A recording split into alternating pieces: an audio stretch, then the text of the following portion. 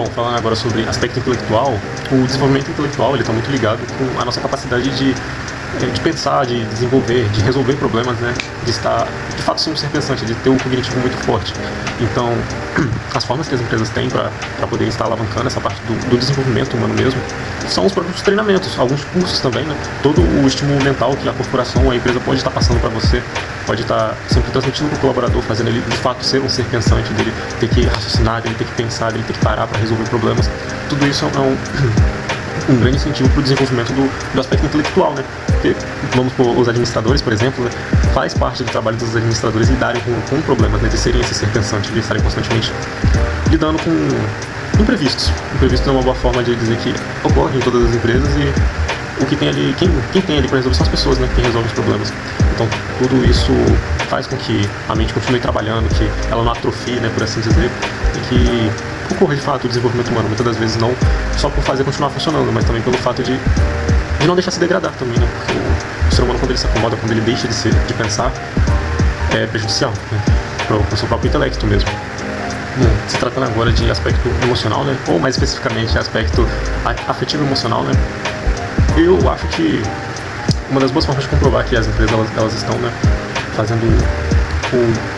consequentemente fazendo o desenvolvimento humano do seu aspecto afetivo emocional a partir do momento que ela te coloca para trabalhar em equipe, por exemplo, porque o aspecto afetivo emocional ele está muito linkado com a forma como lidamos com sentimentos mesmo, com sensações, com emoções. Um bom exemplo disso são, de fato, os trabalhos em equipes, né, os relacionamentos interpessoais. Tudo isso faz, né, com que nós estamos constantemente tendo que lidar com as nossas emoções, né, que a gente está fazendo toda essa gestão da nossa inteligência emocional. E a inteligência emocional é uma boa forma de dizer que as corporações fazem alavancar, consequentemente, por mais que não seja a intenção na maioria das vezes.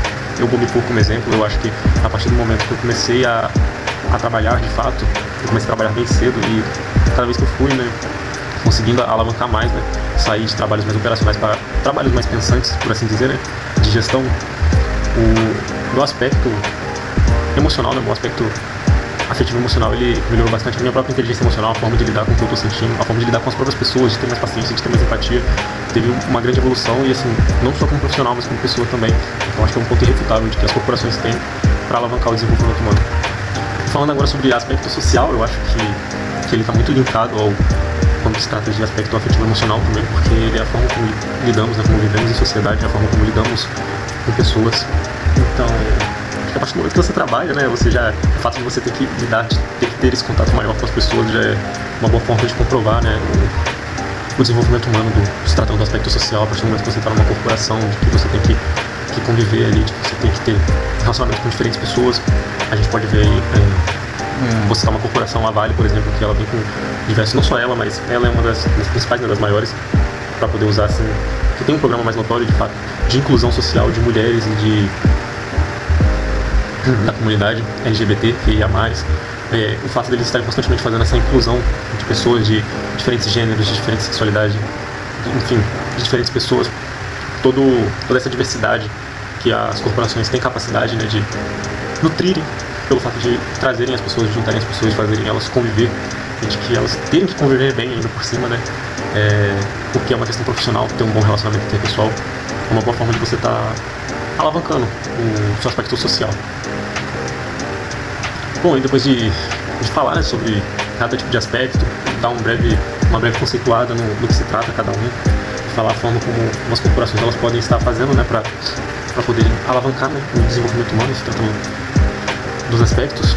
Bom, eu vou bater na tecla mais uma vez da apresentação do meu seminário, que foi mencionado que, bom, foi quando, se não me engano, Borges falou sobre saúde laboral. Se não foi Borges, foi Souza, não vou me recordar agora, mas quando eles mencionaram a saúde laboral, eles falaram que a saúde mental e física também do colaborador, ela não é apenas responsabilidade dele, ela não se trata só do indivíduo, é uma coisa mais ampla, muito abrangente. Tem questões sociais, questões do indivíduo, vão ter diferentes questões envolvidas para se tratar de saúde. E falando sobre desenvolvimento humano, né, a gente vê que o próprio desenvolvimento humano não é só uma responsabilidade do próprio indivíduo, por mais que ele seja o principal agente do próprio desenvolvimento humano, né?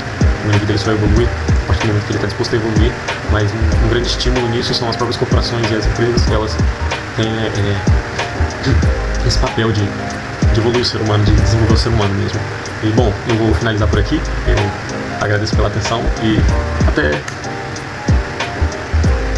vou ter que cortar essa parte. Bom, eu vou finalizar por aqui e muito obrigado pela atenção.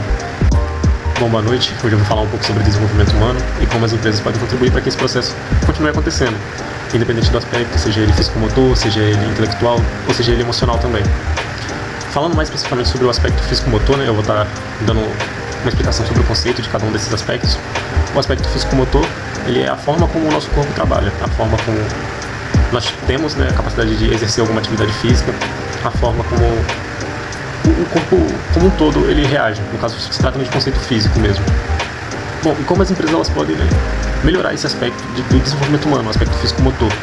Elas podem ajudar, né, ao desenvolvimento humano no aspecto físico-motor quando elas incluem equipamentos ergonômicos, quando elas fazem as pausas laborais, né, que foi muito abordado durante a apresentação do meu seminário de saúde do trabalhador. Então, todas essas questões ergonômicas, ao meu ver, eu acho que as próprias DDS, que são as discussões matinais, às vezes o turno vespertino também, que acontecem para falar sobre ergonomia e aspectos físicos motores, elas são uma forma que as corporações têm de estar alavancando o desenvolvimento humano quando se trata de aspecto físico-motor.